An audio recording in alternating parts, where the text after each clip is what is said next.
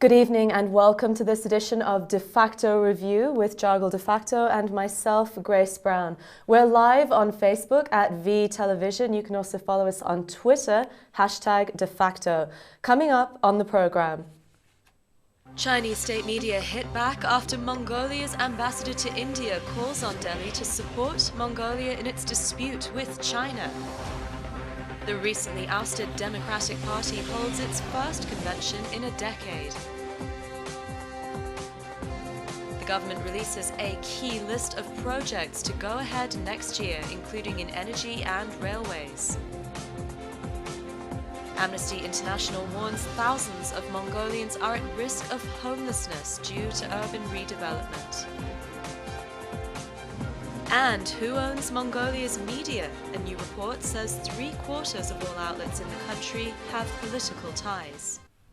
Thank you for joining us. We begin with our top story, new tensions in the relationship between Mongolia and its biggest trading partner, China. Mongolia's ambassador to India has called the recent restrictions at the border between China and India a blockade, and said that it could cause a humanitarian crisis. He also called on India to help Mongolia in its dispute with China. Jargal, Chinese state media have hit back with this, and they've called these comments politically harebrained. What's your take? Well, it looks like our foreign minister had asked all embassies around the world, in particular from the countries we call third neighbor, other than to our neighbors countries, to go ahead with possible funding solutions to the current economic crisis due to payment issue of foreign debt. And I think as Prime Minister India, Modi, visited Mongolia before, and he had promised $1 billion loan, which is somehow is hanging on today. And I think our ambassador had to try to make faster that issue. And he marked out this point where he said India should, if India can help Mongolia in this situation. Yeah. And that immediately this Global Times of China. Global Times, yes. Second, I think, largest English newspaper run by the government, fired back and saying that Mongolia should learn more about the international relations, etc. The language was a little bit also tough. So what happened was using this sort of words don't help in this difficult situation Mongolia and China trading. In particular at the time when they have all inner Mongolian, we have 10 border ports with Inner Mongolia. 9 of them in Inner Mongolia, 1 is in Xinjiang, all the provinces of China. And all of them have increased the fee. It is not tariff, it's a fee imposed. A fee which was also raised on Mongolian exporters, Russian exporters, sorry. So this is not just hitting Mongolian exporters, we should note. Yep, and but particular, those fees have substantially impacted on trading from our side. That's why even OT had stopped their shipment.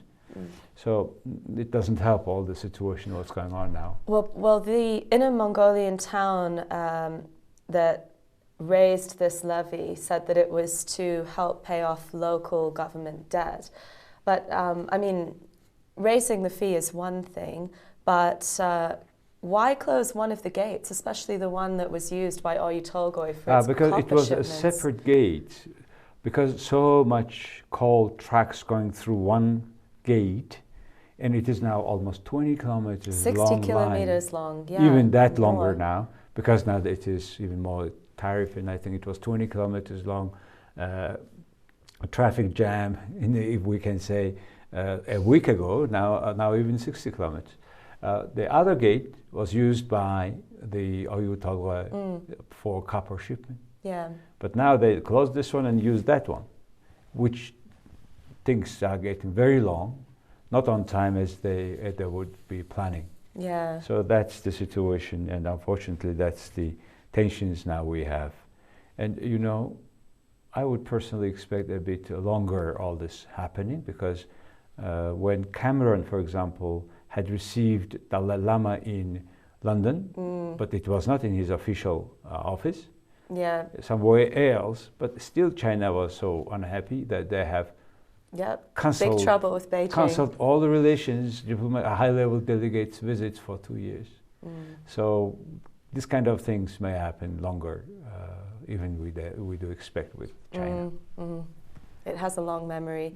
Well, Mongolia is considering going to the World Trade Organization to complain about the new fees. Do you think that this will help? Well, it is,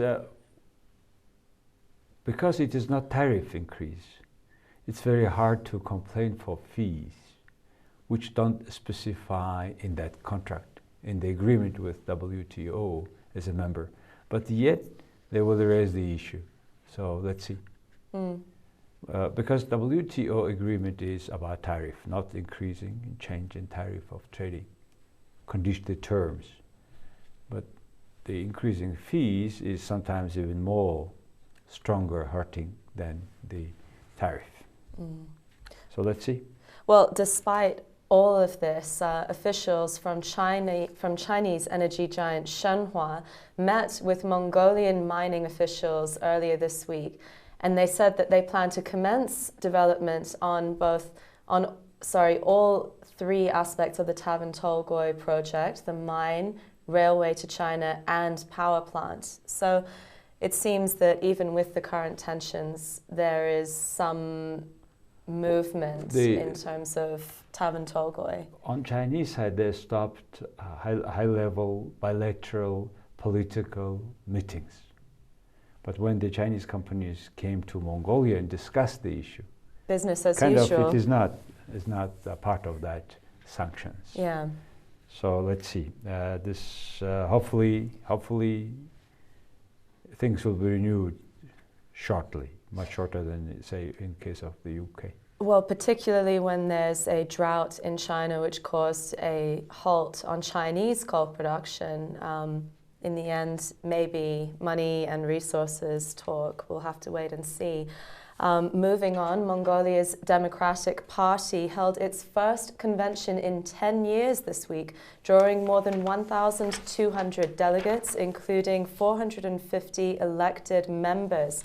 The DP discussed party reform in recent months after a crushing defeat in parliamentary elections earlier this year, winning just 9 of 76 seats in parliament.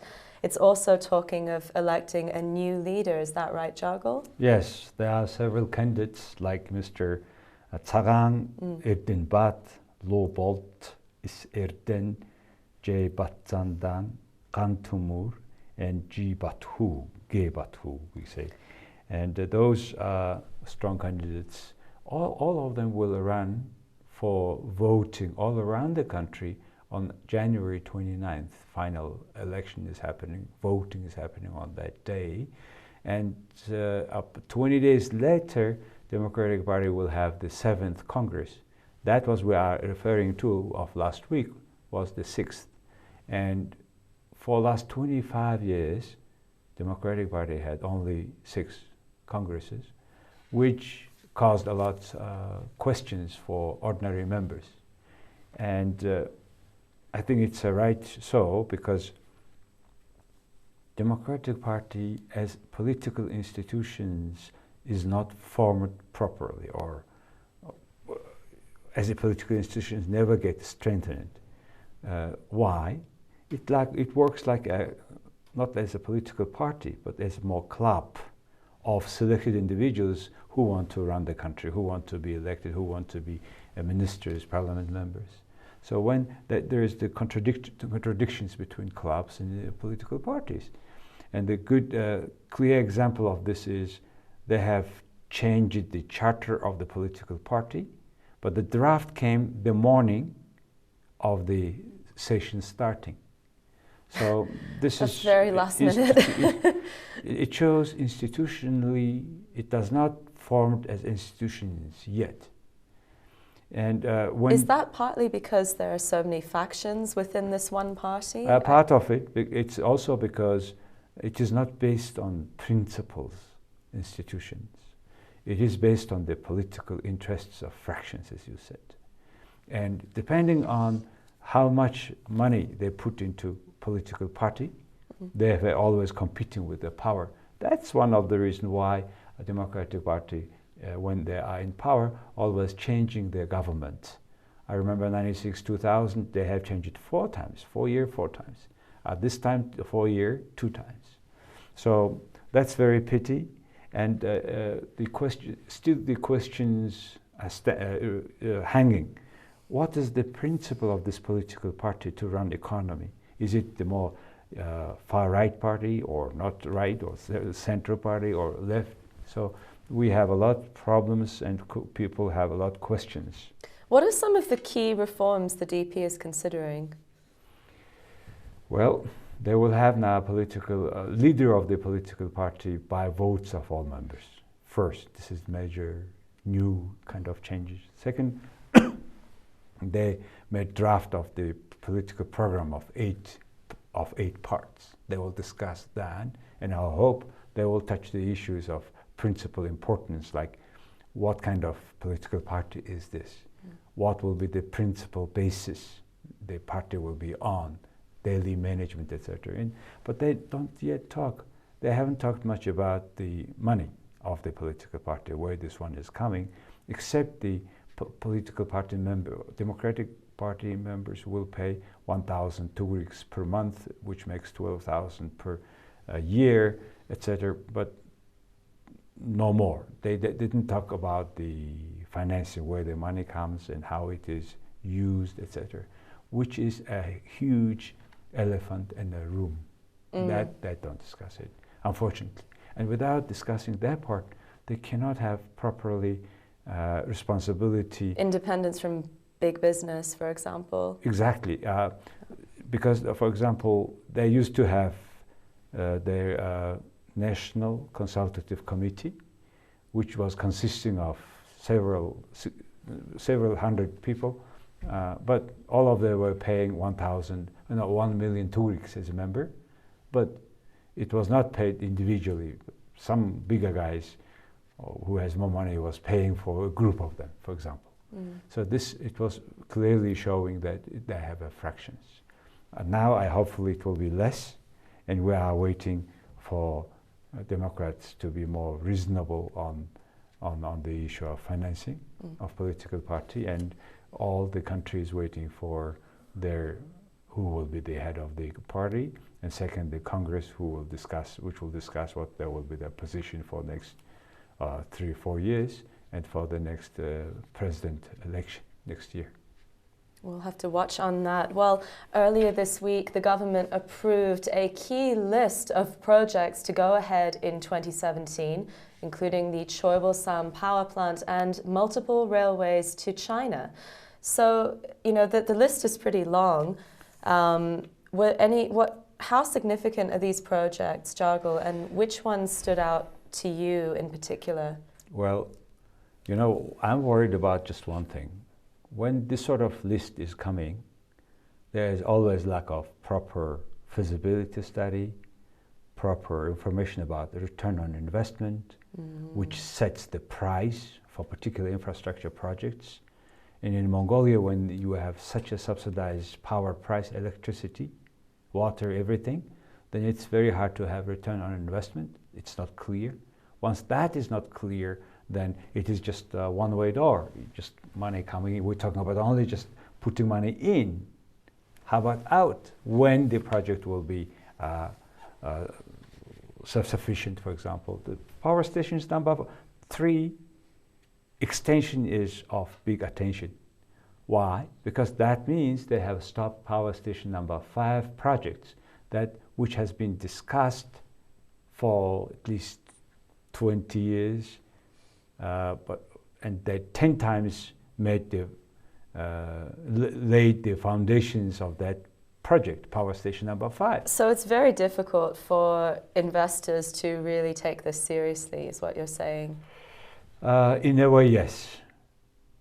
And because if you see the previous lists of the previous party, including when this party was in power as well in the coalition, the same story. And if it is just one of them will start, that will be already a success. And they say that this spring they will start investing. From where and how. Unfortunately, many details. Unfortunately, many mega projects like this projects are based on a lot political influence, political kind of lobby.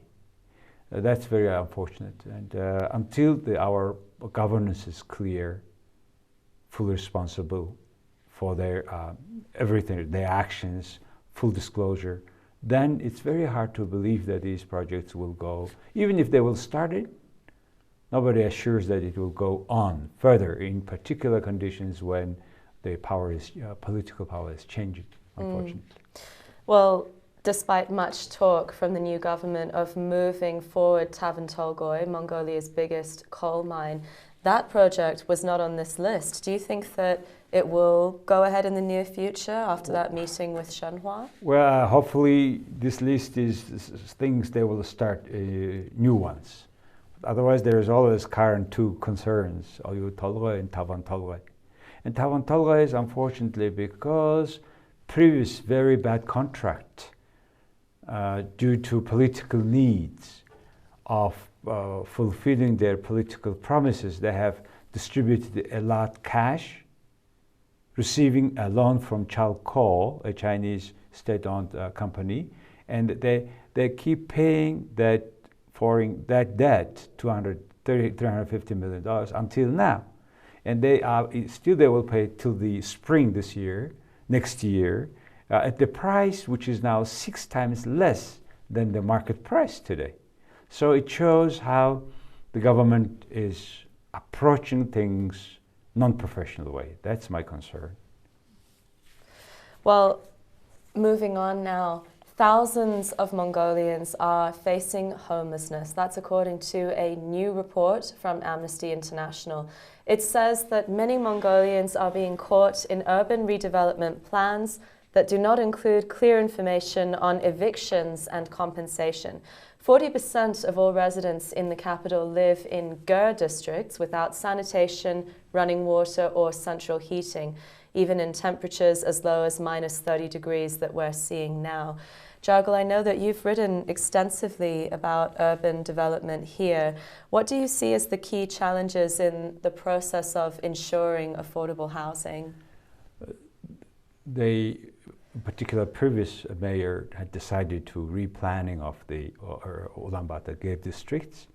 According to this plan now, 9% of the population living in Ger districts. In 24 Ger districts, yeah. Yes, in 4 locations. Yeah. They have been asked to leave their land, and some of them were moved to an apartments, the resident apartments they have provided. The companies that they will develop that area have invited move them to this area.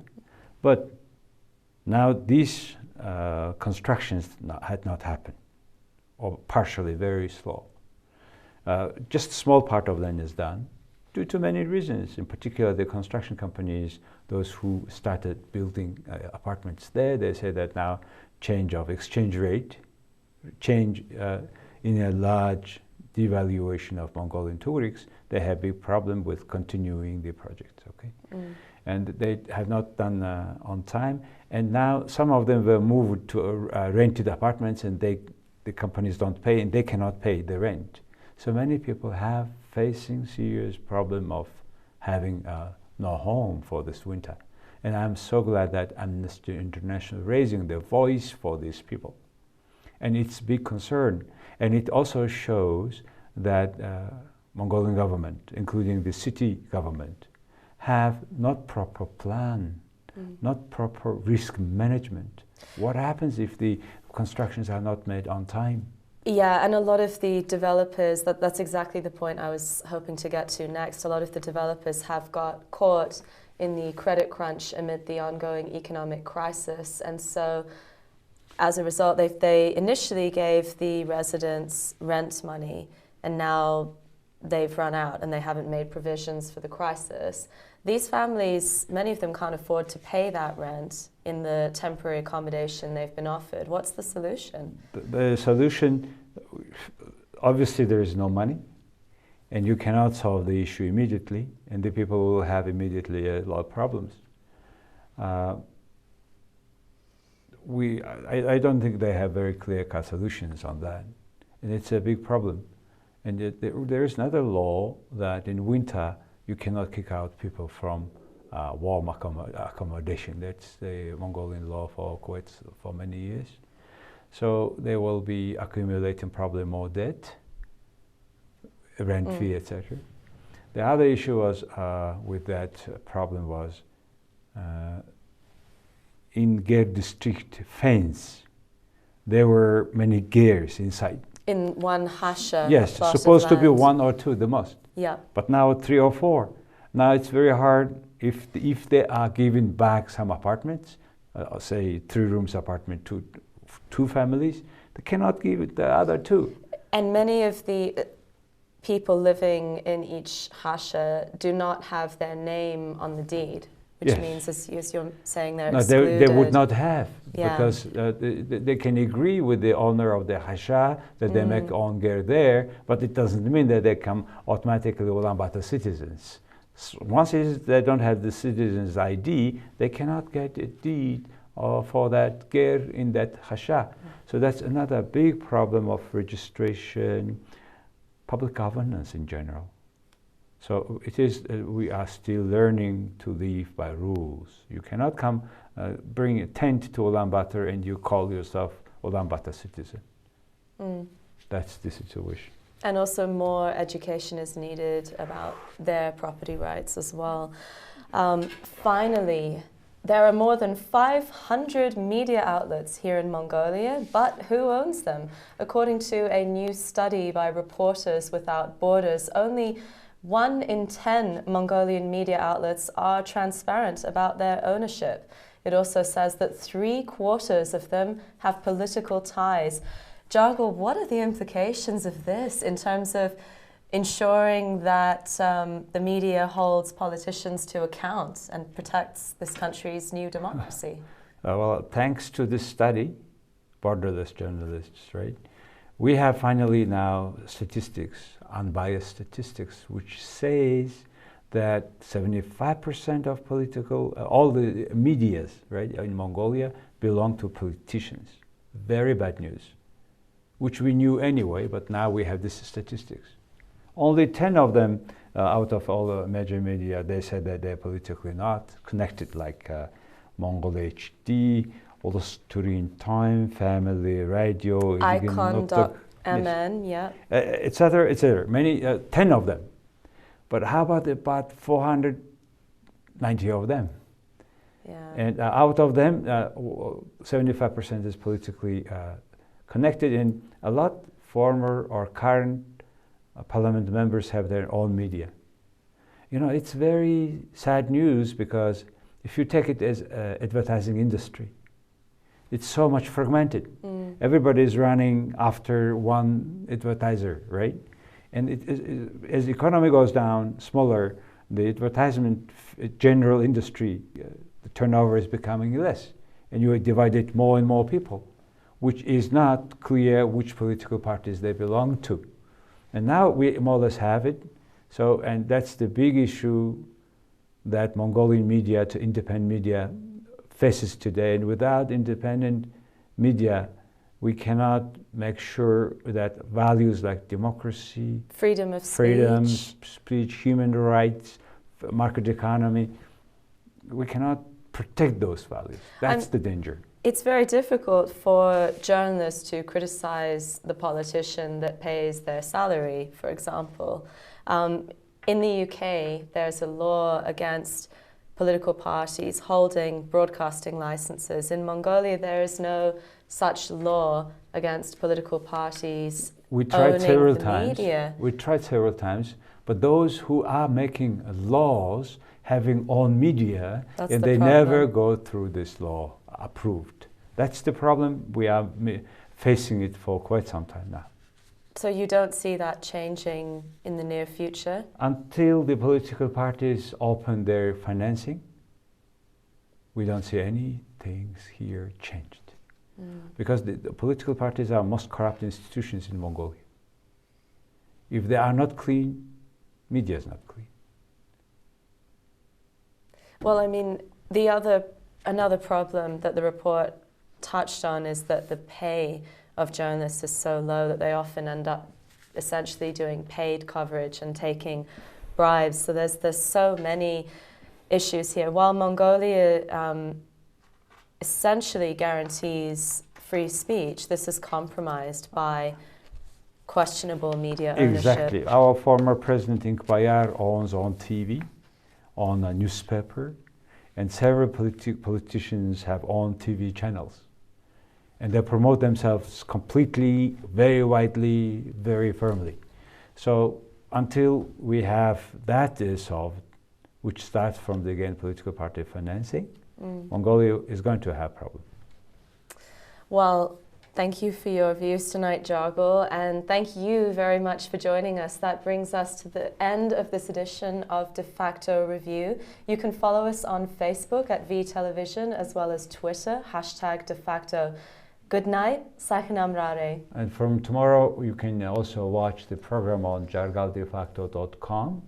Have a good night. Thank you very much for being with us.